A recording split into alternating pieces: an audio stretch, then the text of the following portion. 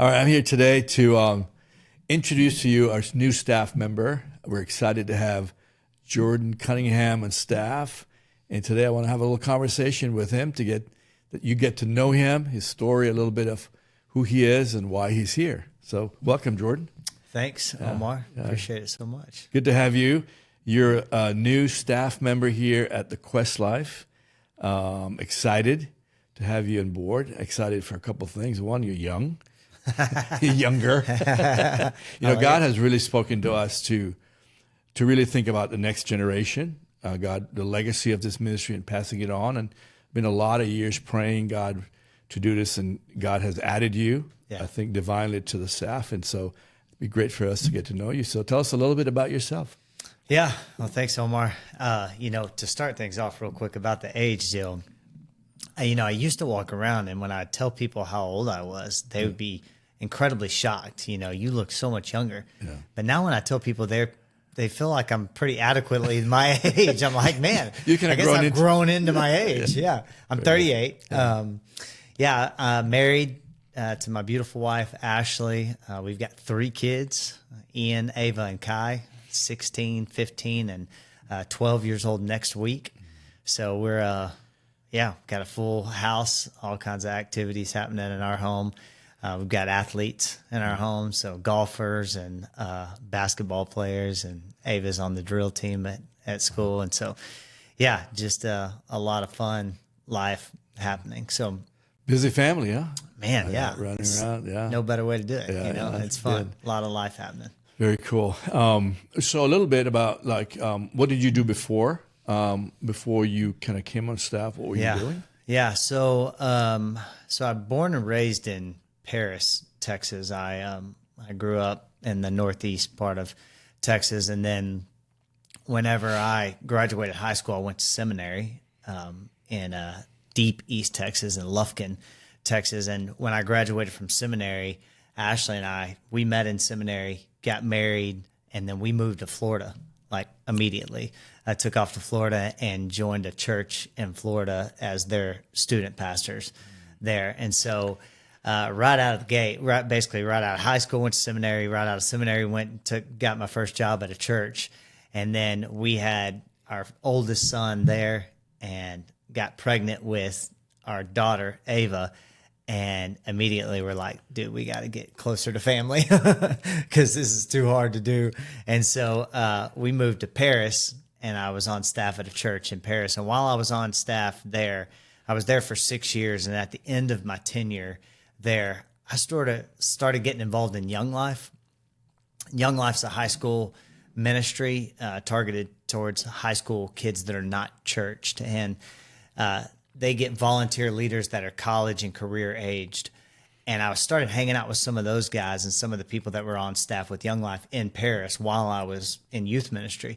And they kept using these language like, people don't care how much you know until they know how much you care, talking about high school kids.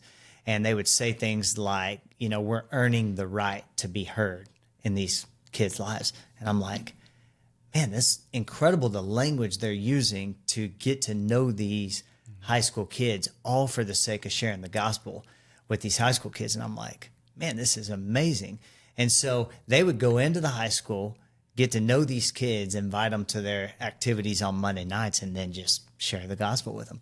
And I'm watching them, all these high school kids' lives being transformed. They're getting into small groups. They're meeting after school with something they called campaigners, where they would just read the Bible together. Just really, really cool. So immediately I realized, okay, when my time's up with youth ministry with the church ministry, I wanted to jump into this world. And so I did. I immediately, we moved from Paris to Mansfield, Texas, and I joined Young Life staff there and did that for 10 years. So I got really, really involved in the high schools in Mansfield. I mean, there's over 10,000 high school students in Mansfield. So their ISD's massive. So huge mission field there. And so we did that for the last 10 years. Okay, what's kind of some of the main things you did? Like, what was your role? Yeah, so we were direct ministry, big part of it. We were building a committee. We called our board member committee because we had subcommittees within that, where we did golf tournaments, we did banquets, we did activities like that. We took kids to camp, which is a big part of the ministry, and then fundraising, a lot of activities like that. But really trying to grow the ministry through adults as well. We would take adults on trips, fishing trips, things like that we were trying to get, all for the sake of really sharing the gospel for high school. You did that students. for 10 years. Yeah, 10 years. Yeah. Yeah, it's pretty incredible. Wow. But we moved in 2015 is when we moved to Mansfield to do that, not knowing a single person in Mansfield. And we jumped in there and got to know our team, got to know our committee, and got to work. What's a couple things that you said out of those 10 years that you walked away, like God taught you the top 3 things you think? Yeah, that's great. I think faithfulness, it's interesting when you do something for a year, you're like learning. And then you do something for 5 years, you kind of get decent at it. You kind of get good, and you're sort of at a crossroads right then. You could coast, or you could continue to grow. And I think that finding out when you're really good at something and you're at that crossroads of deciding whether you want to coast and just kind of ride off into the sunset, or do you want to continue to grow? And our crossroads was at that 5-year mark, was right in the middle of COVID. And so we could have kind of shut the doors, or we could have just, whatever. We were at a really big crossroads, to be honest with you. And we planted our feet and put our hands to the plow and got creative and really figured out a way to do ministry in the middle of COVID. And everybody was doing it. It wasn't like we were some, unique situation. But we had a real decision to make. And so I learned a lot during that season. But then moving on past that, because we had some big goals when we first started. We wanted to be in every one of the schools. We were starting a middle school ministry as well. We were trying to be in all the middle schools and all the high schools, and we just had big vision.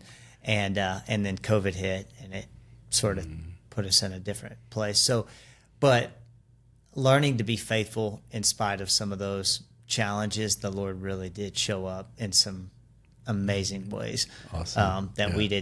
We couldn't have dreamed up some of those ways that he showed up. He does a lot in the hard places. Yeah, truly. And then in addition to that, it's a high school ministry, so it's completely designed to share the gospel with high school students. But I learned that adults, in the middle of our high school ministry, adults were very interested in what we were doing. And so we would bring adults alongside. Even to our camps, we would bring adults as adult guests. And man, they'd walk away on fire for the Lord through what's happening in high school students. So I learned that when the Lord's doing something, don't be so narrow-minded to think that it's only for a certain group.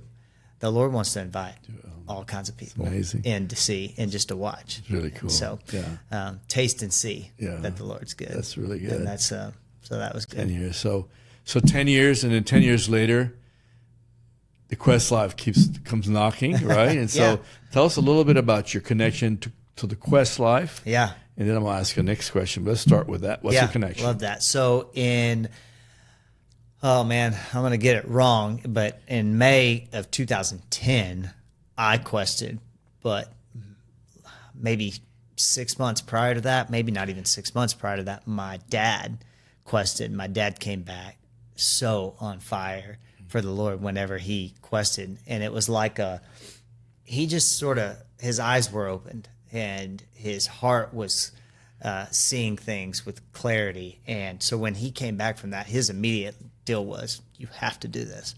Like, you have to go on this event. And I'm like, well, what is it? And he's like, don't even ask another question. Just trust me. You got to go. So I said yes to that. And in May of 2010, I went. And, man, it's just everything that he came back saying he experienced. I was like, you weren't lying. This is incredible. And so it was just one of those type of moments that I knew things would never be the same after this, after I went on that event. And so went on that event and really changed the whole trajectory of my life, because the way I looked at Scripture, the way I even heard from the Lord, the way I prayed, the way I talked to my friends, everything changed. And so I tried my best to stay in contact with Richard. Richard was on my event, and I always wanted to be a part of his life, wanted him to be a part of my life. And so we've stayed in, and then fast forward to when I joined Young Life staff, I was in closer proximity to the Quest Life and closer proximity to Richard. So I stayed in contact with him as far as fundraising and things like that, and just the way he does events and the way he does life. I'm like, I got to stay connected. So my connection has always been sort of from a distance over the last, 15, 16 years. But just because I've been crazy busy with ministry, but my heart has been here for a long, long time. So what began the journey from Young Life to the Quest Life? Yeah. Well, Richard reached out and was like, "Hey, I know you love what we're doing, and I'm not trying to poach you, but just want to fill you out. Where's your heart? What do you want to do?" And so that began. This is, several months ago, began the conversation of what could it look like for me to come on board, and what could it look like for me to get involved with what's happening at the Quest Life. And so that conversation led to another, and then he's finally like, "All right, are you in or not?" And so, and then I said yes. So what for you personally, what made you make that decision? Like, what's some of the things, or one thing that you said, why did you say yes? So it's been really clear to me that the Lord's hand is in what's happening here, and the Lord's moving in the hearts and lives of men and women. And there's no better time for folks to be living the Quest life. And so I am watching. I mean, Richard's one of the best storytellers I've ever met. And so I'm kind of finding myself, I've been inviting people for years to come taste and see that the Lord's good. And now I kind of want to be a part of tasting and seeing what the Lord's doing here at the Quest Life. That's really cool. Yeah. Yeah, I love that phrase, taste and see, because I think this ministry does do that, Yeah, truly. You see lives change. It's the changed lives that motivates people to go, something happened to you. Yeah. So many testimonies of people saying, "You're different. Something happened." Yep. I think that idea, that phrase really motivates to be people like, I want to go taste too. Yeah. So there's a phrase that says, change a man, change the world. And I think, change a man, change the family. And that's sort of where it was birthed out of, is like, if you can get a man on fire for the Lord, he'll change his wife and his kids. But you can also see that a man will change another man, which will change another man. And now you got a domino effect of men that are changing their families. And that's what we've seen in the Quest Life for years. For over 25 years, you've seen the Lord doing a work through this ministry of changing men and women and getting them on fire for the Lord and allowing them an opportunity to hear the voice of the Lord in their lives. Yeah. And it's just powerful. Yeah, that's good. It's great stuff. You're here, you started, and so here's a journey. We journey together. Yeah. And seeing what God does. And I love the Quest Life for what it represents, what it does, and that God is really building a new generation of leaders, others to move it forward in the future, because it's an important ministry, especially in the times we live in today. Yeah. What is God doing? What are you most excited about as you join the team, as you think about the future? What is the thing that most excites you? Yeah. And I think it's probably some of what you just said right now, is the idea that we have an opportunity in front of us right now to reach not just, folks in DFW, but then folks in Texas and folks in the States, but then you can go beyond globally. I think that the foundation and the bones and the structure of what's happening at the Quest Life is amazing, and we ought to be reaching the nations with this good news that you can get away for 5.5 days and hear from the Lord and change the trajectory of your whole life. So, well, Jordan, thank you, and welcome on board. We're excited to have you, the team, as to journey together to see what God does. I love when God adds, because he adds new perspective, and your questions are really pointed and good for us. And so I want to welcome you to the team, and I know that as the staff gets to know you, and when I say staff, I'm not talking about staff in the building. I'm talking we have a staff of over 150. yeah. They're all out there that serve faithfully. We have an event right now, and so God has blessed this ministry with incredible staff and people that just say, I've been changed, and I want to help others change. Yeah. And so you're part of a great team. We welcome you, and we just pray for great success in what God has for you as a part of the Quest Life. So welcome. Awesome. Thanks, Omar. Appreciate it so much. Looking forward to everything that the Lord has in store for us over the next 20 years. Yeah, exactly. Let's do it. Come on, let's do it. Let's do it together. Let's go. Yeah.